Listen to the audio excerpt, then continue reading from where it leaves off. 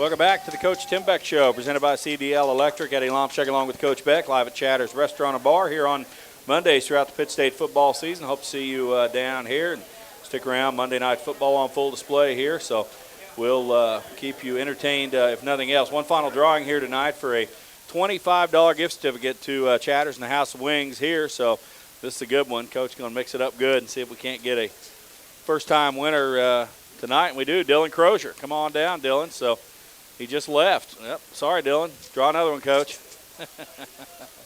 You can tell him stick around. That's what you get for leaving early. Missed the end of the movie. Hayden Parks. He left too. He left with Dylan. So must have had a date. Hey, there's one. Karen Garman. There's a good winner right there. Yeah. Popular winner. Most popular winner we've had. Yeah, just take the red paper if you want it. So that's good. Well, also the Gorilla Nation mobile fan club vital signs trivia contest for the texting service. For the third time in 4 weeks, Pitt State had MIAA Defense Player of the Week, and Spencer Worthington this week. What's the highest total of defensive honorees in a season? And it was 4. Was it in 94, 96, 01, or 04? And the answer was all of the above. I didn't read that earlier, but Pittsburgh State had it 4 times each of those years, and also captured the MIAA title each of those years. So that could be a good sign of things to come. Caitlin Buckman of Sterling, Kansas knew that. Gorillas all over out there. We've had winners from North Carolina, from Liberty, Missouri, from Oklahoma. Tonight from Sterling, Kansas. Caitlin wins a pair of tickets to the homecoming game October the 15th against Lincoln, courtesy of Vital Signs and Pitt State Athletics. So be sure and take part in that throughout the school year. You can find more info online. So, Coach, good start to the second half. The onside kick doesn't work. You get it and score. And then their next series, I'm sure this is where they feel the game really starts to get away. Third play, an interception by Chaz Smith. And so didn't have as many takeaways this time around, but it's been a pretty good theme for your defense.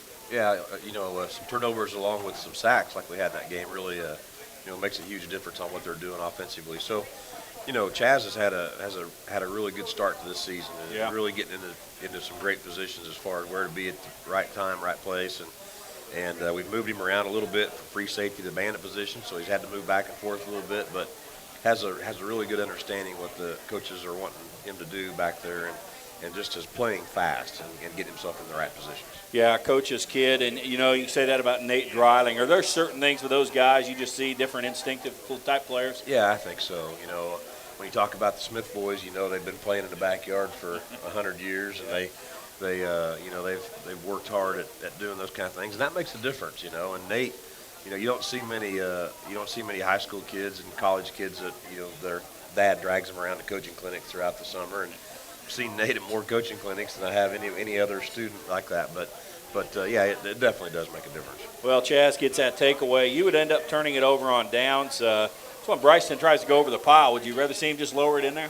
Well, at the time I would have, but they submarined all their defensive linemen and chopped it down at the offensive lineman's knee, so there really wasn't anywhere to go.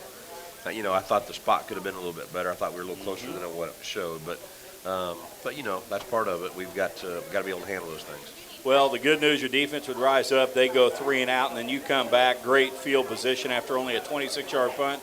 You get it at your 42. The play we just heard, or a couple of breaks ago, Dickey to Brown, little stop route. Is that one you're wanting to throw it flat on the back shoulder there? That's what was really impressive about that throw. It was a fade route, but he has an option to throw it either way. And instead of throwing it up over the top, over his outside shoulder, he saw where the defensive guy was turned and running, so he threw a back shoulder throw, which is a really impressive throw because that's not an easy thing to do, and that's comes from those guys throwing a lot in the summertime. And you continue to work on it and do it in practice, but you've got to throw the football around a lot to be able to throw that and be able to throw it effectively. And there's John Brown, a guy we talk about with great feet. He can make you miss and all that, but he seems awfully sure-handed as well. Yeah, he really is. He gets his hands on it. I mean, he's going to catch most every single one of them that he gets his hands on. So he's had to contort his body into some different, funny positions sometimes to catch a ball across the middle or whatever, but most of the time he'll come down with it. Well, that was a good one. It kind of opened it up at 35-0, and then another 3 and out by Jewell. I mean, you look at their series, 3 and a pick, 3 and out, 3 and out, 3 and out. First 4 series of the second half. Then you come back, second play, the screen pass from Abinoa to Bryston. And for Bryston's power, good hurdle move, good cut move. He showed some good open field running there. Yeah, and it wasn't as much a screen as it was Bryson released. And Coach Rampy, they had pointed this out throughout the week. This was a really good call by Coach Rampy because we release our back on some routes, and we were releasing him to the flat. So you're really supposed to run a flat route. But the way the linebacker turned and walled everything off, he ended up cutting it up inside of it, right down the seam. Abinoa sees it, hits him, and then Bryson takes it to the house. But it was a really good play by Bryson to make that decision to turn it up, and a good job by Anthony to see it, put it on him.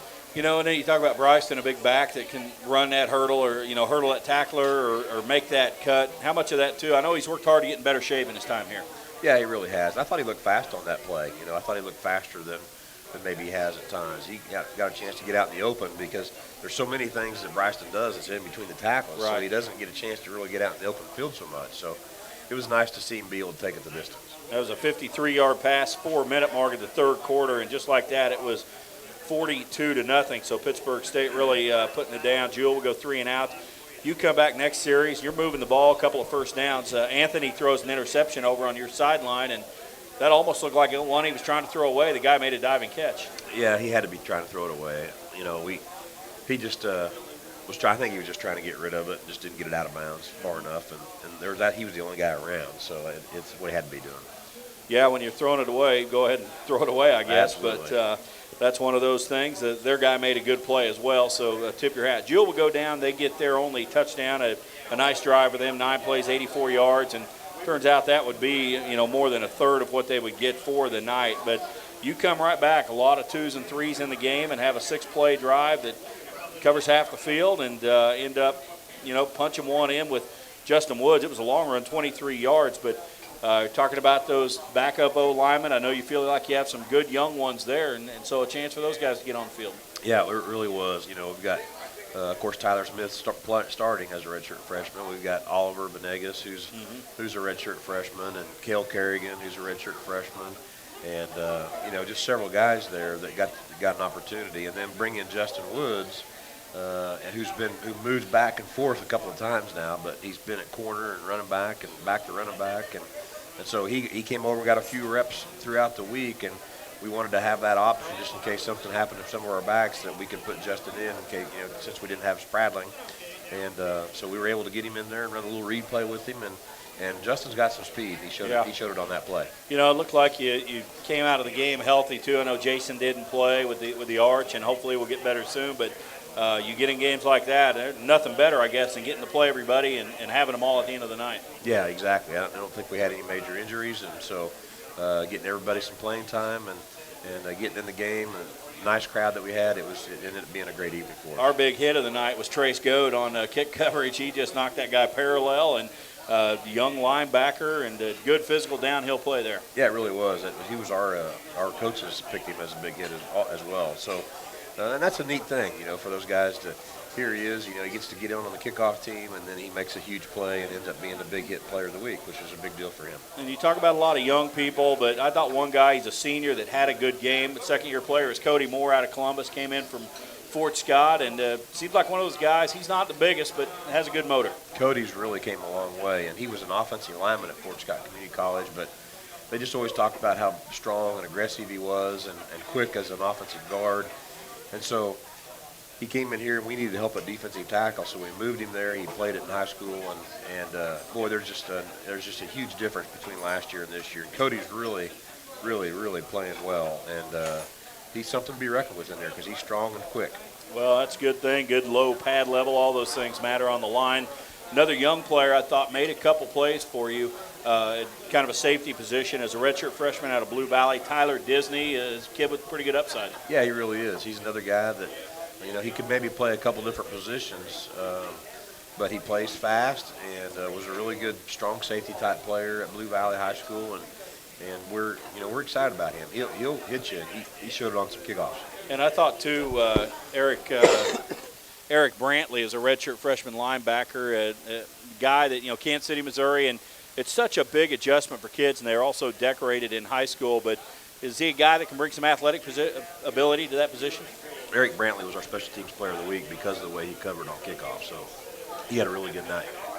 Brantley, one of those good young players, going to be good for the Gorillas in the future. We'll take a final break, come back, and we'll turn our attention forward. Kansas City's Arrowhead Stadium, the 10th installment of the Fall Classic with Northwest Missouri on Saturday. So that and more when we come back with Coach Tim Beck.